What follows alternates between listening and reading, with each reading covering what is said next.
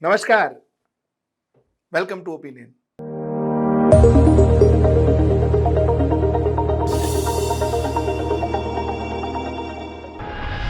I was just wondering, imagine if you had a system where a teacher comes to class and says, who is the most popular boy in the class or girl in the class, and says, oh, you are the most popular student, theek hai, you become doctor. You are the next most popular student, theek hai, you become engineer. Oh, you are the third most popular student, theek hai, you become an administrative officer. Imagine if we would choose our doctors, scientists, administrative officers, etc., by these yardsticks. What would happen to our nation? Doctor is a very important job. He or she saves lives. Engineer is a very important job. Builds infrastructure, so on and so forth. Important jobs. But the most important job in our country is the lawmakers. They are chosen like what I just told you. That's exactly the way we choose our lawmaker. The most popular person in that constituency becomes the lawmaker. He's sent to the parliament. And that person becomes a minister who runs our lives for us and can rise up to the prime minister. This is exactly how we choose our lawmakers and our ministers. Who is the most popular person in the class? Now, whether that person is educated, whether that person has passed a single examination, whether that person has done his primary education, whether that person has done his secondary education, whether that person can read and write, whether that person understands what he is supposed to do, whether that person is a local goon, whether that person is whatever that person is, doesn't matter. Till such time that man or woman is the most popular person in that constituency. How strange is that, isn't it? How strange is that? I'll tell you why I thought of this. I thought of this is because I was in a friend's place, and he was telling me, his son just passed out engineering, and he was applying for a very huge multinational, and he had done his entrance exams. There was a written entrance exam, then there was a viva, as they call it, a interview, one-to-one interview, and then there was something else, and then there was final interview. So I was wondering, intern job, this is a entry job, right? The boy just passed out, he graduated from his engineering college. It's an entry job, and so many layers of interviews. Baap re, I was thinking to myself, for an entry level job, so many layers of interview. Why? Because that company ensures that they get the best. The company ensures that they get the best. So many levels of interviews. So many scrutiny. So many yardsticks. Okay, you have to be an engineer, you have to score X amount of percentage of marks. Then after that, you have to again apply for our entrance exam and then pass that entrance exam and so on and so forth. This is for an entry-level job in a software company. The person who makes law for us, whether a rapist will be hanged, whether a corrupt politician will be jailed, whether we have women reservation bill in our parliament or not, the person who decides that could be an anguta chap. He doesn't give any entrance, any exams, any yardstick, any qualification, minimum qualification, nothing he has, nothing. He has to be popular, and that popularity can come if he is a goon, if he is a Bahubali, as they call it, this muscle man, the gunda of the constituency. A gunda wins. A gunda wins because who dares not vote for him? He'll blow you up if you don't vote for him. So gunda also wins. And that gunda comes to our parliament, our temple of democracy, and talks. And like I told you, this same person becomes ministers. At times prime ministers. You never know. Okay. See, a lot of you may be asking me as to, ठीक है ये सब आप बोलते हो, How are we going to resolve it? These are problems. We understand. Okay, what is the solution? I will tell you what the solution is. I will tell you what the solution is. The reason I come in front of you and talk to you is because this has to be a conversation that you have in your forums. This has to be conversations that we all have in our respective forums, in our respective influence zone. If this becomes conversation, conversation becomes a movement, and movement automatically takes shape as actual execution on ground. This is how it happens, and this is what I'm trying to tell you. Today, like some politician, a politician had actually told me, "Arey, 500 rupees, 500 rupees and you can buy a vote."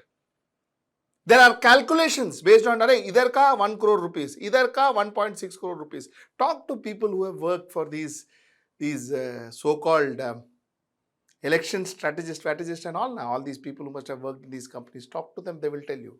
They will tell you reality. Believe me, you have seen it with my eyes. So, if we are going to trivialize the most important job of our country, the job that decides who our country's next Prime Minister, ministers would be, MPs, our representative lawmakers would be, it is trivializing your job. Another thing that I wanted to tell you before I end this episode, we have done a disservice to our future. We have done a disservice to our future. You see, people of my age, if they are watching this episode, all of us will remember that in most of our houses, we had photographs of Mahatma Gandhi, we had photographs of Shivaji, we had photographs of B.R. Ambedkar, we had photographs of these great men. I remember my father talking to me about Mahatma Gandhi, Bhagat Singh. He would talk to me, possibly trying to inspire me by giving examples of those great men. You see, those were the great people. Those were the icons. We would tell, our fathers would tell us, look at them, follow them. They are the great ones. Can you name a single politician that you can put a picture of? Or can you name a house where you've seen a politician's picture now? I'm talking about contemporary politicians. Can you name one house where you've seen a politician's picture? And when you say, follow him, he is the man that, son, you should follow. Can you say that to your child?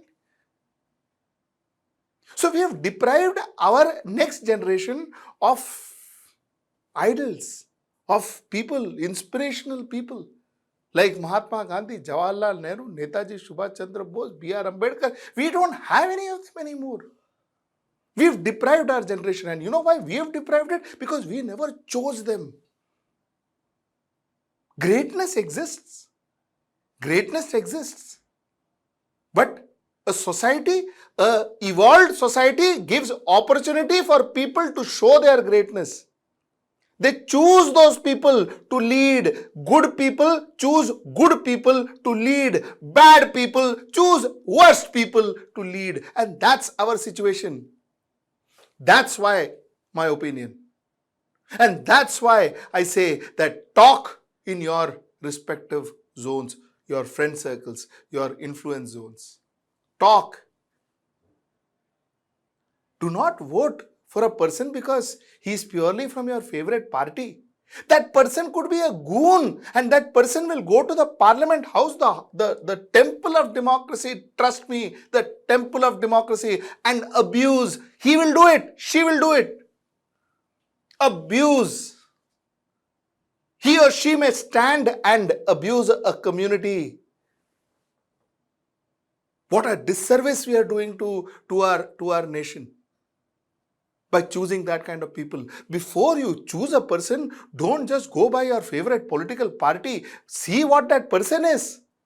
I am not saying, therefore, don't support your political party. Do support your political party. Write into your political party. Say that this man has got criminal record. Please don't give him ticket. Write to your political party. You can do that. If you are serious about India, You know, all these nationalists and patriots and all, if you're really patriot, you really want this country to grow, you really want to give a good country, hand over a good country to the next generation, take these efforts.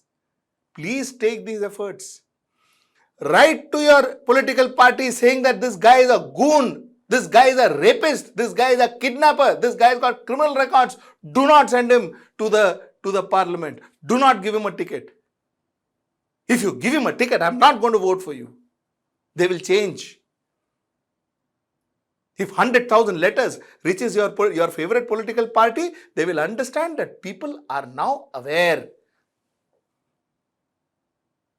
Because if you actually talk to the leaders, let me tell you this too.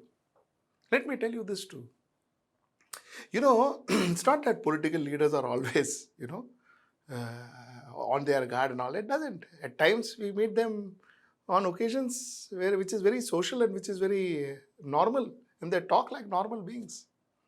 Most of the politicians believe that कुछ फर्क नहीं पड़ता है.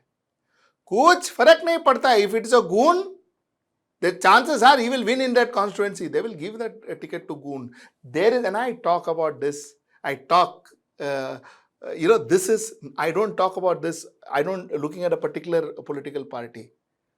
No. This is true to every political party, every politician. Believe me, a lot of politicians I know, I've met, and on a one-to-one level, they say, "ठीक है यार, that guy, is bad. We know, but वो जीतता है यार. He wins from that constituency. So we have to give him ticket. Can't help it." And therefore, in Mumbai, in Maharashtra, in India, everywhere, you will find, some people, particular constituency, because the constituency is scared of them. So these are facts I wanted to put up in front of you. This is my opinion this weekend. Obviously, what happened day before yesterday in our parliament was shameful, absolutely shameful. And that had actually got me thinking, and coupled with that incident in my friend's house, I thought I should get this to your notice. Till I see you next time on my favorite program, that's Opinion. Namaskar.